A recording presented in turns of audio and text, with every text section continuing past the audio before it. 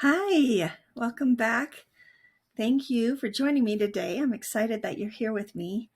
If this is your first time here, my name is Eileen Jones, and I'm just doing devotional blog daily. Well, not every day. I'm going to be doing them every 3 days a week. And I'm so glad that you are here to join me. Go ahead and click subscribe if you'd like to get the notifications of when I come on here again.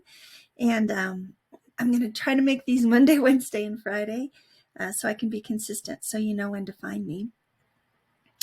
But today we're going to talk about something that's pretty near and dear to my heart because it used to be an issue for me as well, that I always felt like nobody wanted to hear what I had to say. And so this week in our 3 different conversations, we're going to talk about some of the different reasons why you might feel like you don't have a voice, like people don't hear what you are saying, or they don't want to hear, or you personally feel like you can't speak up. And so we're going to talk about that today. And so let's get right into it, because I want to share a little bit about my heart. I used to just kind of feel like I had to cower in the corner, like nobody really wanted to hear what I had to say, like my words weren't important to other people. And I felt like they just didn't really care what I was saying. So today I'm going to talk to you about some ways that I overcame that, and hopefully it helps you. Go ahead and put in the comments if you feel like you sometimes don't have a voice or people don't want to hear what you have to say. And let me know why, if any of these situations might touch your heart. I want to hear where you're from in that, and what the Father's doing in your heart with your voice. So first, why isn't anyone listening to you? Let's talk about Proverbs 18:24. It says, to have a friend, you must be a friend. And there's a friend that sticks closer than a brother. And we know that friend was Yeshua. And he gave us really specific examples we can live by on how to be a friend and how to have friends.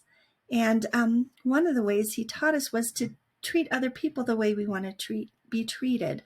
So we need to make sure that when we are pouring out our heart to other people, that we want to hear what other people have to say as well. So some of the reasons that people don't want to hear us is that we're not listening to them or speaking to them in a way that they can receive our words. So if you're not giving them room to talk, if you're always wanting to put in your 2 cents, or if you find that you might be an interrupter, that's really common these days. People don't like to let other people finish their sentences, and they jump right in and they'll say things like, oh, that happened to me too, let me tell you about it. Or, I can totally relate, this happened to me too. And the subject gets changed. And then at that point, you're not really a listener anymore. At that point, it's all about you. And so if you're one of the people who's a 2-center, you like to put in your own opinions on what someone else is saying without letting them finish, that might be a reason why they're not really wanting to listen to you either. So you might want to look into your conversations and see, do I do that?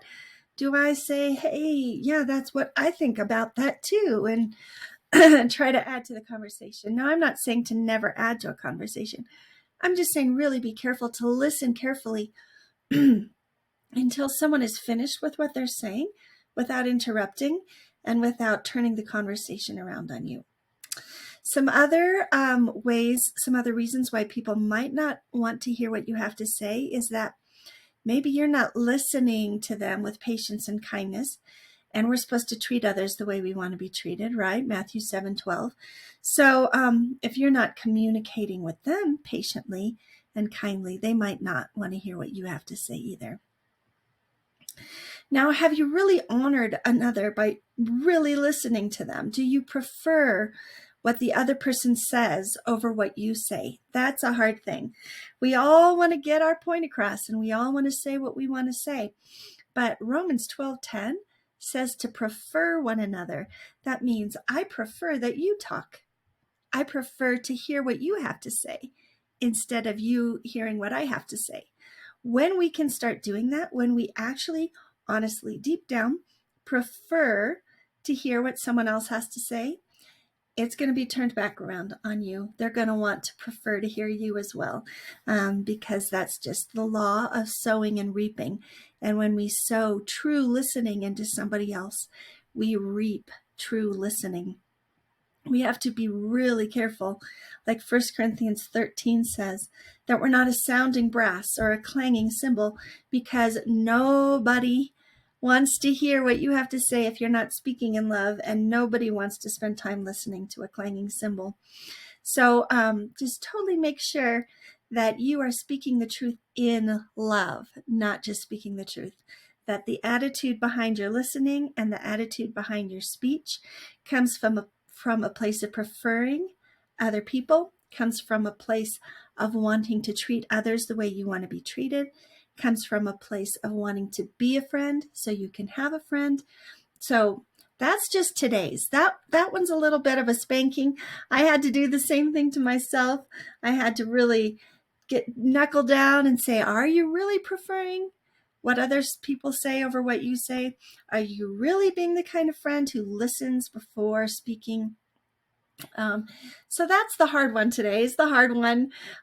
These are some things that you just need to dig down deep and look at and say, am I doing that? Am I being the kind of friend that listens first before speaking?